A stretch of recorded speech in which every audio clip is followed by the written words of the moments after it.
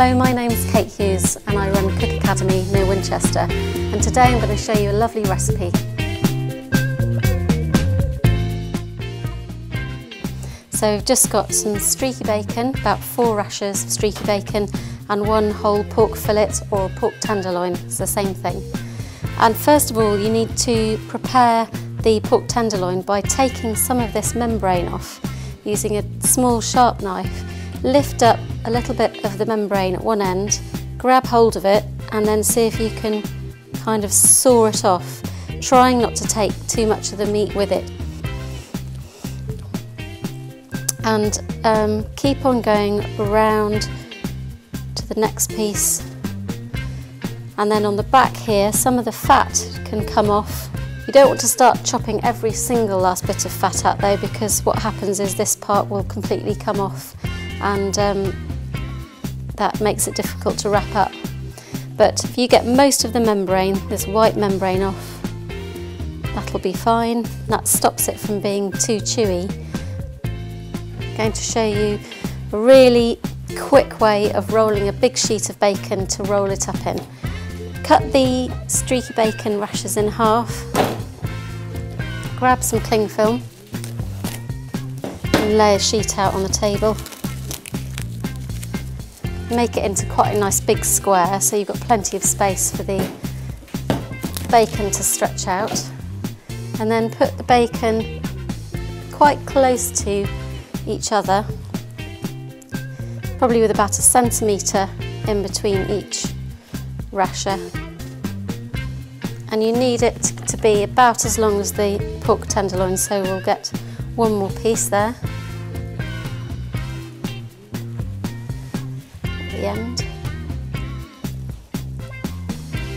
Get another sheet of cling film and then grab a rolling pin and just roll the bacon into 1 big sheet. And this makes the bacon nice and thin, so it holds its shape better when you cook the pork tenderloin with it wrapped around. Or you could use pancetta slices or parma ham. Carefully take the top layer of cling film off.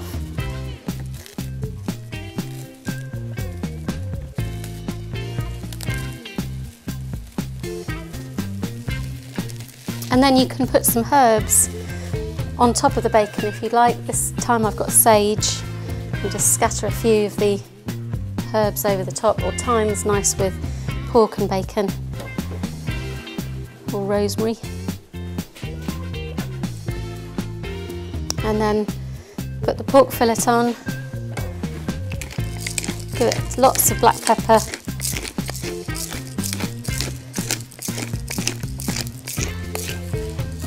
a little bit of salt, depending on whether you've got smoked or unsmoked bacon. So smoked is going to be a lot saltier. And then use the cling film to then wrap the tenderloin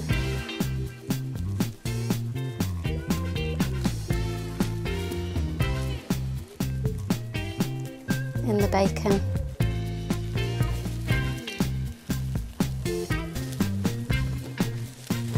And it's a really good idea to put that into the fridge for about 20 minutes just to let that bacon set in the right kind of shape. Get it nice and cold. So I'm just going to pop that into the fridge for 20 minutes or so. The pork fillet's had 20 minutes in the fridge and it's now going to go into the oven for about 20 to 30 minutes at 200 degrees centigrade or gas mark 6, and we're going to test the meat to see whether it's done after about 20 minutes. With pork, it does want to be reasonably well done, even though you can technically serve it medium rare.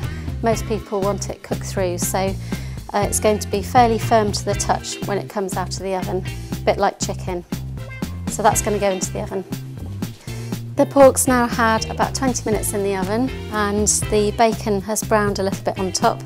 The way to tell if it's cooked in the middle is to get a skewer and put the skewer in, let it sit there for about 10 seconds and then take it out and test it on this sensitive bit of your arm here, on the back of your wrist. And if it's hot, which it is, then that's cooked inside. The other way to tell is just by pressing it, and you'll see chefs doing this a lot, and they're just feeling that it's nice and firm. So if you put your thumb to your little finger and then feel this muscle down at the bottom of your thumb, that should be nice and firm, and that's how well done meat feels. So you can tell by pressing meat how well done it is by how squishy it is.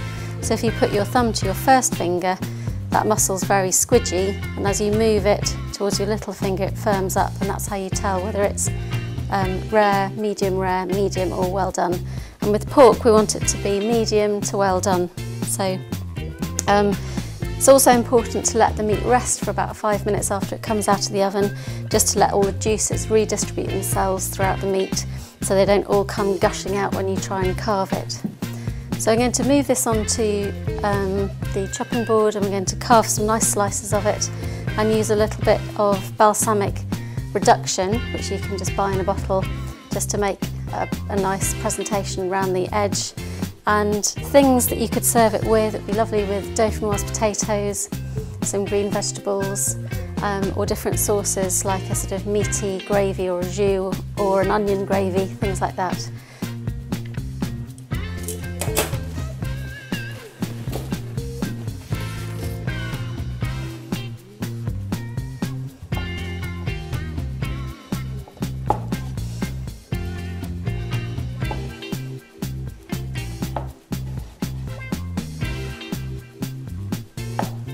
And then with the plate, just take a little bit of this balsamic syrup.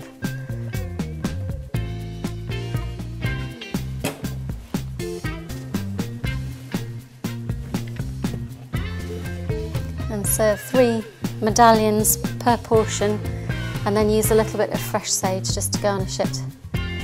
And that's how to make bacon wrapped pork tenderloin.